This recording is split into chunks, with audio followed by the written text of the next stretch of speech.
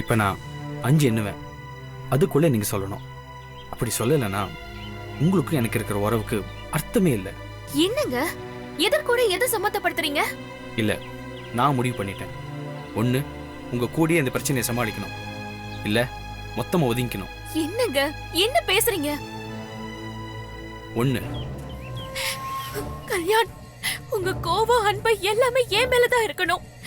யாருன்னே முகம் தெரியாத அவங்க கிட்ட போய். 2. கல்யாண், நீங்க இப்ப கோபமா இருக்கீங்க. எந்த முடிவும் சரியா இருக்காது. 3. ஐயோ கல்யாண், ப்ளீஸ் என்ன புரிஞ்சுக்கோங்க. இத சொல்றதுக்கான நேரம் இது கிடையாது. 4. ப்ளீஸ் கல்யாண், நான் சொல்றேன். நேரம் வரப்போ எல்லாத்தையுமே நான் சொல்றேன். 5.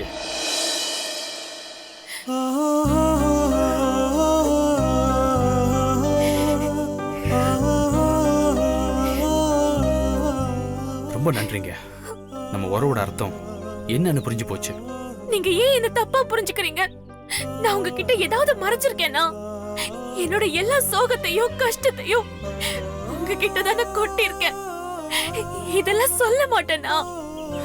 என்ன சமாளிக்கிறதுக்கு நீங்க ரொம்ப கஷ்டப்பட தேவையில்ல. இல்லங்க, என்ன பத்தியோ என் நண்பனை பத்தியோ எதையுமே உங்ககிட்ட சொல்ல தயாரா இருக்கேன்.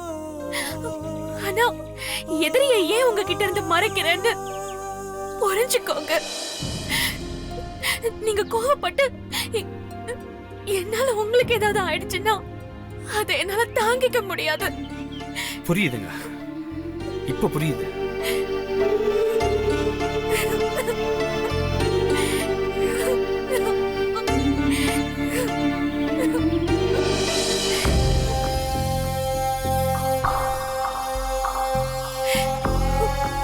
இப்ப ராஜேஸ்வரின்னு சொன்னா என்ன பண்ணுவார்னு எனக்கு நல்லா தெரியும். நேரா அந்த அம்மா வீட்டு முன்னாடி போய் பிரச்சனை பண்ணுவாரு.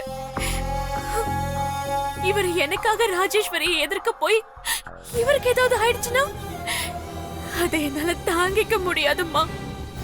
நான் என்ன பண்ணுவேன்? இவர் சாதாரண டிரைவர். இந்த அம்மாவுக்கு இருக்கிற திமிருக்கும் பணத்துக்கும் தன்னை எதிர்த்தவங்கள சும்மா விடாது. இது இவருக்கு புரிய மாட்டேங்குதுமா. கல்யாண் எனக்கு வேணும். அவரை விட்டு விலக இது ஒரு காரணமாயிடக்கூடாது. நீதாமா எல்லாத்தையும் பார்த்துக்கணும்.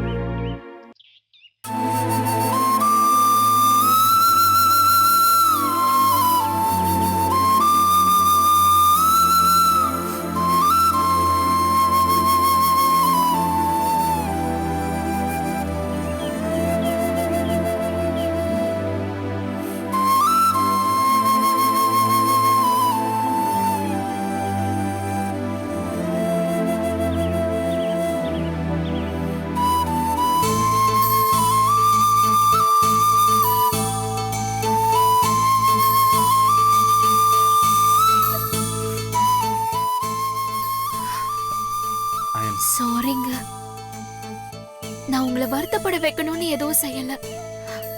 நான் அப்பல இருந்தே வேண்டாம் விட்டுருங்கன்னு தான் சொன்னேன். அந்த சாப்டர் பத்தி பேச வேண்டாம், விட்டுடுங்க. நீங்க சொல்லாம இருந்தது தான் சரி. நானும் பட்டும் படாம போயிருக்கலாம்.